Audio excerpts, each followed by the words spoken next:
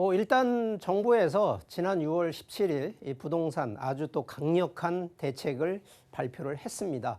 자, 역시나 뭐 강력하면 강력할수록 또 이 부동산의 시장 흐름이 좀 바뀌어야 되는데 과연 이 부분이 이제 좀 어떻게 시장 흐름에 어떤 영향을 미칠까? 제가 오늘 이제 그런 내용으로 좀 한번 설명을 드려보도록 하겠습니다. 자, 이게 6.17 부동산 대책 뭐 몇 가지 주요 안건들이 있습니다만 이 가장 큰 이제 안건은 이 규제 지역을 조금 더 확대. 그래서 뭐 서울 수도권 거의 뭐 전역이라고 할 정도로 이 조정 대상 지역, 투기 과열 지구 지역을 더 확대를 했고요. 이 강남권이나 용산권 같은 경우에는 이 토지 거래 허가 구역도 지정을 했고, 또 아무래도 지금 현재 이 갭 투자를 해서 전세 자금 대출 그리고 재건축에 대한 부분도 지금 현재 규제를 더 추가를 했고요. 가장 좀 눈에 띄는 것이 개인만 투자를 해서 돈을 버는 게 아니라 이 법인들이 좀 투자를 해서 세금이나 이런 부분들을 좀 많이 축소해서 갔었는데, 자, 이 부분도 이제 못하게 법인에 대한 부분을 좀 강화를 시켰다라는 부분인데, 자, 그 중에 이 규제 지역에 대한 내용이 지금 서울은 뭐 당연히 전 지역인데 이 경기, 인천, 이 수도권 쪽에 있는 지역 거의 대부분을 이제는 구역을 설정을 했다라는 것이 특징이고, 자, 그러다 보니까 이게 과거 정부 기준으로 과거 또 이 부동산 대책 기준으로 놓고 보면, 자, 이게 통계치입니다. 이 8.2 대책 할 때 2017년 8.2 대책을 할 때도요.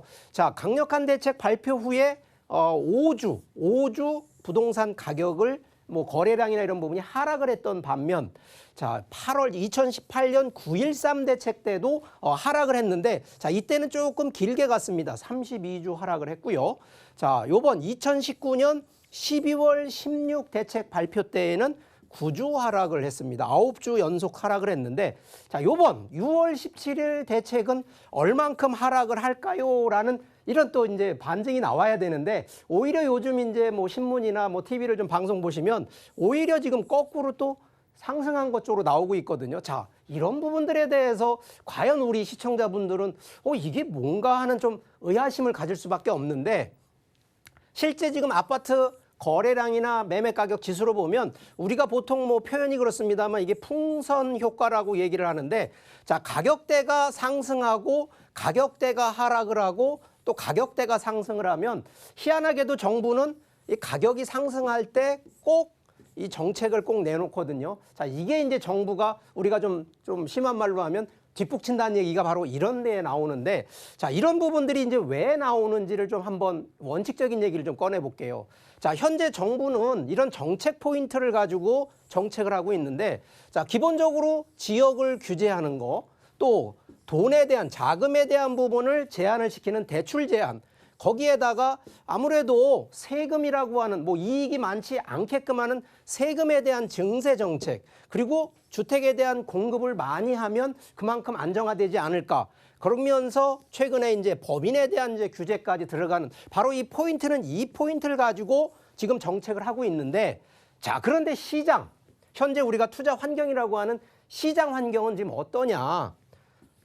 유동성이 너무 많습니다. 물론 자금이 없는 분도 있습니다만 시장상으로 보면 지금 넘쳐나는 게 유동성이고요. 여기에 지금 미국부터 해서 전 세계가 지금 초저금리로 지금 바뀌어가고 있거든요. 이 저희 나라도 지금 한은에서 지금 금리를 좀 내려가고 있는 과정이다 보니까 이 과연 금리가 낮으면 결국은 타인 자본을 쓸 수밖에 없는 게 시장 논리고, 현재 또 이 자산에 대한 인플레, 원래는 디플레이션이 돼야 되는데 인플레이션이 되다 보니까 실제는 이 투자에 대한 부분들이 오히려 더 많이 수요를 창출할 수밖에 없고, 자, 가장 큰 부분이 이런 유동성이나 초저금리 상황에서 투자를 다른 오히려 수익이 더 많은 쪽, 부동산이 아닌 예를 들어서 다른 투자 상품이 있어서 그쪽으로 유동자금이 흐른다 그러면 이거 부동산 자동으로 잡히는데, 현재 우리나라에서 투자해서 가장 수익이 많은 거 따져보면 1순위는 당연히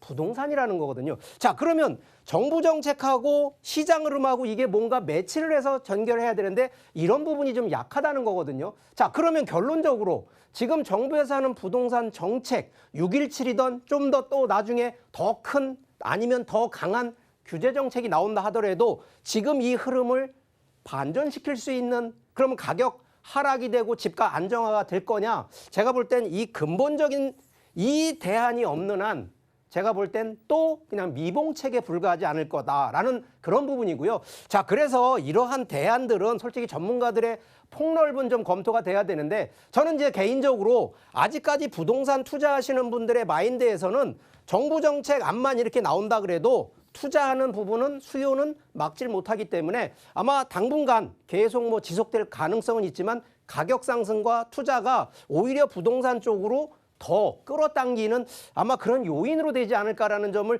조심스럽게 좀 얘기를 드리니까 이런 내용들을 우리 또 시청자분들도 잘 살피셔서 무턱대고 투자하시라는 얘기를 드리는 것이 아니라 이런 시장 흐름들을 잘 판단하셔서 이 곳곳에 이 틈새가 있는 바로 이 투자 상품들을 잘 한번 겨냥하시면서 검토하시기를 바라겠습니다.